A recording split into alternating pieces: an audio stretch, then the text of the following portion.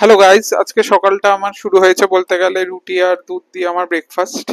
তো মা আজকে এটাই আমাকে দিয়েছিল, আজকে অল্টারনেটিভ হিসেবে এই মেনুটাই ছিল। তার সাথে সাথে টিভিও চলছিল এবং টিভিতে আমি গান শুনি সকালবেলা, না হলে মাইন্ড ফ্রেশ লাগে না। তো মা আজকে এটা দিয়েছে, ভালোই ছিল। Hello, good morning guys. তো আজকে সকাল সকাল ভিডিওটা শুরু করলাম।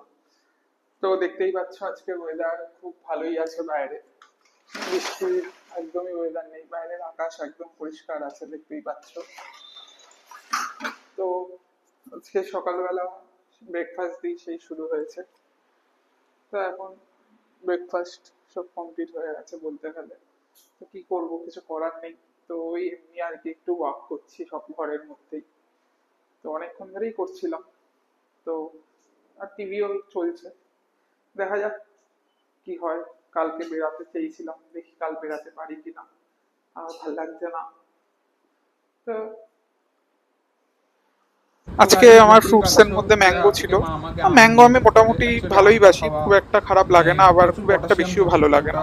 তো ম্যাঙ্গো খাওয়া আমার বারণ, তবু আজকে মা অল্প একটু দিয়েছে, অল্প একটু খাওয়ার জন্য। মানে অল্প যে কোনো ফল খাওয়াই যায়, বাট ম্যাঙ্গোতে অনেক বেশি পটাশিয়াম থাকে, তাই জন্য মা আমাকে দেয় না। বাট আজকে মা আমাকে একটু কেটে দিয়েছে, আমি খেয়েছি। তাও পুরো খাইনি এর মধ্যে। ম্যাঙ্গো মানে না হলেও কোনো অসুবিধা নেই, তবে হ্যাঁ ডালে আম খাওয়াই যায়, কাঁচা আম চলবে, বাট পাকা আম একদম অ্যালাউ না। তো তাই আর কি খেয়েছি, কোনো অসুবিধা হয়নি। হ্যাঁ, তবে একটাই কথা, সেটা হচ্ছে ম্যাঙ্গোটা খেতে গেলে মানে আগে গরম জলে ধুয়ে খাওয়াটাই আমার পক্ষে। হ্যালো গাইস, স্নান কমপ্লিট হয়ে গেছে, এখন অলমোস্ট 12:30 বাজে। তো আবার বাইরে বৃষ্টি হচ্ছে। তো দেখতেই পাচ্ছ আবার বাইরে এখন বৃষ্টি শুরু হয়েছে। এতক্ষণ রোদ ছিল, এখন আবার বৃষ্টি হচ্ছে। ওয়েদারটা দেখো কত ভালো লাগছে দেখতে। জানি না কতক্ষণ হবে, একটু জোরে হলে ভালো হতো।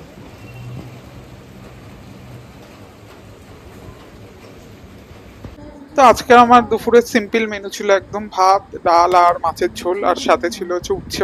উচ্ছে মানে উচ্ছে তেতো। তো খাবারটা একদমই সিম্পল বলতে গেলে ছিল, আর সিম্পল খাওয়াই আমার জন্য খুব ভালো। তবে হ্যাঁ, উচ্ছেটা মানে একদমই চলে না, কিন্তু কি করব, মা দিয়েছে আর উচ্ছে একটু তেতো খেতে হবে আমাকে। দ্যাটস ওয়াই আর কি উচ্ছেটাও খেয়ে নিয়েছি। আর এখন খাওয়া নিয়ে আমি কোনোদিন কোনো কিছুই মানে বলি না, মা যা দেয় তাই আমি ভালোভাবেই খেয়ে নিই। তবে হ্যাঁ, মানে ওই আর কি মাঝে মাঝে একটু মানে ইচ্ছা হয় যে একটু কিছু ভালো খাবার, একটু অন্য কিছু খাবার, বাট কিছু করার নেই, এখন ভালো থাকতে গেলে এই জিনিসটাকে আমাকে মেনটেন করে চলতে হবে। তো প্লাস তার সাথে ভাবলাম আজকে টিভি দেখবো খাওয়ার সময়, বাট টিভিতে কারেন্ট ছিল না সেই সময়। জানি না কেন কারেন্ট নেই, বৃষ্টিও হচ্ছিল না, হয়তো কোনো কারণে হয়তো কারেন্টটা গেছে আর রোদ। তো গাইস দেখতেই পাচ্ছ এখন লাঞ্চ পুরো কমপ্লিট, তার সাথে টিভিও দেখছি, আর ওপরে কেউ নেই, এখন আমি পুরো একা আর কি। এখানে সব জামা প্যান্টগুলো আর কি সব মেলেছি, কারণ এখন তো বাইরে মেলতে পারবো না, সব বদ্ধ জায়গায় মেলতে হবে। এখন একদম এয়ারে জামা প্যান্ট কিচ্ছু মেলা যাবে না।